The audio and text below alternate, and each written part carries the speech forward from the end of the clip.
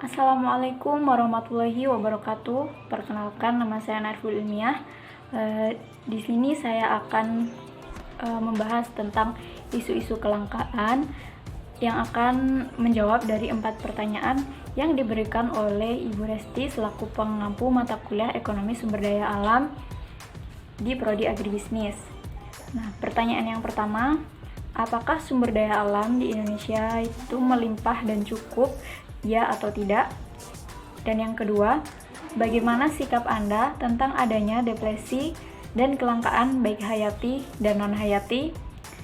Dan yang ketiga, bagaimana pendapat Anda tentang eksploitasi besar-besaran yang dilakukan untuk pembangunan? Dan yang keempat, apa yang Anda ketahui tentang konservasi yang diambil dari salah satu jurnal yang telah direview? Baik, kemudian saya akan menjawab dari keempat pertanyaan yang diberikan oleh Ibu Resti. Yang pertama, menurut saya iya, Indonesia memiliki sumber daya alam yang sangat melimpah, baik dalam sektor pertanian, kelautan, kehutanan, migas, dan minerba. Nah, pada artikel yang saya baca menyebutkan bahwa Indonesia memiliki cadangan minyak sebesar 3,8 barel dan memiliki cekungan yang belum tereksplorasi sebanyak 74 cekungan yang di dalamnya berpotensi memiliki minyak. Dan selain pada minyak, Indonesia juga memiliki cadangan gas sebesar 135,55 triliun minyak. Nah, kemudian pada sektor minerba, cadangan batu bara yang ada di Indonesia kini mencapai sebanyak 39,89 miliar ton. Kemudian tembaga sebesar 2,76 miliar ton, yang itu sangat berpotensi dan melimpah. Kemudian ada jumlah hutan yang ada di Indonesia itu mencapai 99 juta hektar. Nah, namun karena adanya ulah manusia dan pengikisan hutan, pada setiap tahunnya jumlah hutan itu berkurang. Nah, kemudian potensi lautan, kita ketahui bahwa negara Indonesia merupakan negara maritim yang memiliki banyak sekali lautan dan memiliki potensi ikan laut sebesar 6 juta ton. Nah, dengan adanya sumber daya alam yang melimpah tersebut, maka kita sebagai masyarakat dan juga penduduk bumi juga harus turut serta dalam menjaga kelestarian alam tersebut. Kemudian untuk pertanyaan yang kedua, sikap tentang adanya depresi, baik kelangkaan hayati dan non-hayati. Kelangkaan itu disebabkan oleh adanya pemakaian dari suatu sumber daya alam, namun sumber daya alam tersebut membutuhkan waktu yang lama atau bahkan ratusan tahun dan sangat lama untuk melakukan pembaruan atau dapat tumbuh kembali gitu. Nah, karena pertumbuhan manusia yang semakin cepat dan meningkat juga menimbulkan kebutuhan akan sumber daya alam itu juga semakin meningkat. Nah, kita akan berbicara tentang salah satu kelangkaan yang menjadi perbincangan di Indonesia maupun di dunia, yaitu tentang kelangkaan gas bumi. Nah, kita ketahui bahwa pembentukan gas bumi itu dapat diperbarui, namun membutuhkan waktu yang sangat lama. Kemudian isu kelangkaan yang kedua itu tentang penebangan hutan. Nah, kita ketahui bahwa jumlah hutan di Indonesia pun juga setiap tahun juga semakin berkurang gitu karena ada penebangan hutan. Nah, yang selanjutnya yaitu tentang kelestarian. Ada kelestarian hayati yang sepatutnya perlu kita jaga yang ada di Indonesia. Nah, menurut LPI pada tahun 2013 ada 47.910 spesies keanekaragaman hayati yang ada di Indonesia.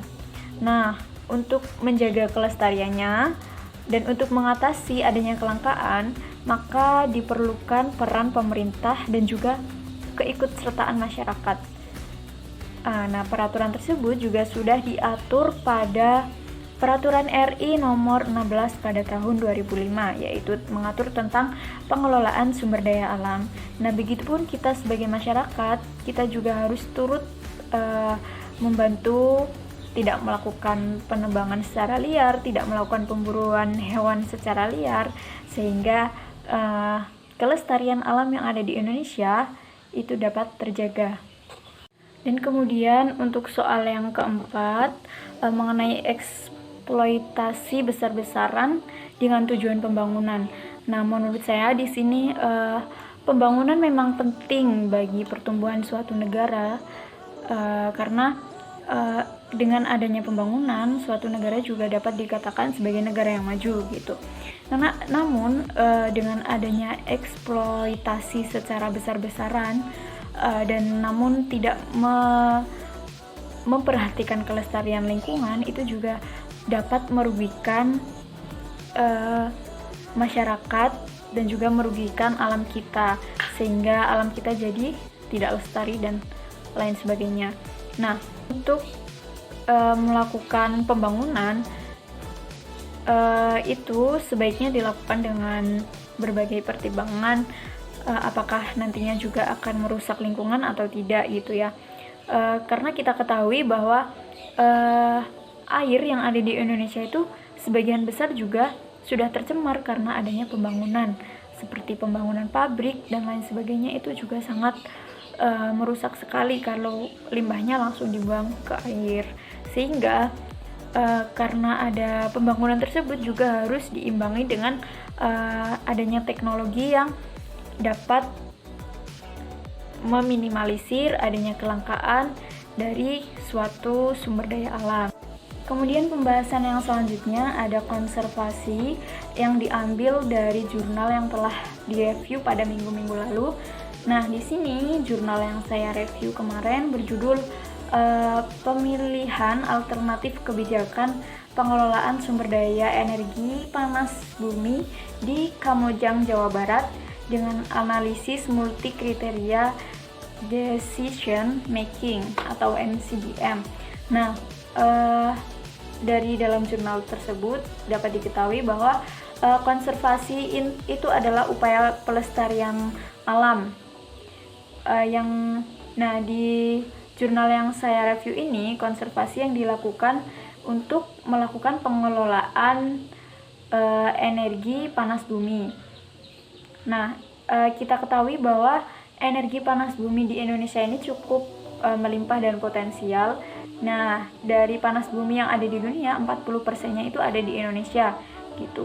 Kemudian untuk melakukan pelestarian atau pengelolaan dari energi panas bumi ini, pada penelitian tersebut yaitu memanfaatkan panas bumi ini sebagai pembangkit listrik tenaga panas bumi, sehingga energi tersebut dapat bermanfaat untuk masyarakat dan untuk manusia. Nah, mungkin sekian presentasi atau penjelasan pemaparan dari saya mengenai kelangkaan, isu-isu kelangkaan. Kurang lebihnya saya mohon maaf. Terima kasih. Wassalamualaikum warahmatullahi wabarakatuh.